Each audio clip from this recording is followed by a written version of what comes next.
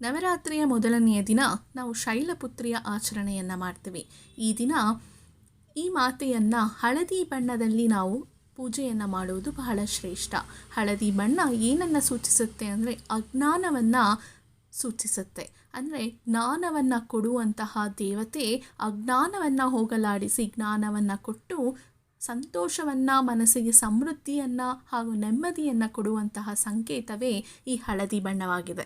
ಆದ್ದರಿಂದ ನವರಾತ್ರಿಯ ಮೊದಲನೇ ದಿನ ಯಾವಾಗಲೂ ನಾವು ಶೈಲಪುತ್ರಿಯ ಆಚರಣೆಯೊಂದಿಗೆ ಹಳದಿ ಬಣ್ಣದಲ್ಲಿ ತಾಯಿಯ ಒಂದು ಪೂಜೆಯನ್ನು ಮಾಡಬೇಕು. ಅದೇ ರೀತಿ ತುಪ್ಪದಿಂದ ಮಾಡಿರುವಂತಹ ಲಾಡುಗಳನ್ನು ಹಾಗೂ ನೈವೇದ್ಯವನ್ನು ಅವಳಿಗೆ ಸಮರ್ಪಿಸಿದರೆ ಹಳದಿ ಬಣ್ಣಕ್ಕೆ ಸೂಚಿತವಾಗಿರುವಂತಹ ಯಾವುದೇ ವಸ್ತು ಒಂದು ನೈವೇದ್ಯವಾಗಿ ಇಟ್ಟರೆ ಅವಳಿಗೆ ತುಂಬಾ ಸಂತೋಷವಾಗುತ್ತೆ. ಆದ್ದರಿಂದ ನವರಾತ್ರಿಯ ಮೊದಲನೆಯ ದಿನ ಶೈಲಪುತ್ರಿಯ ದಿನವಾಗಿದೆ.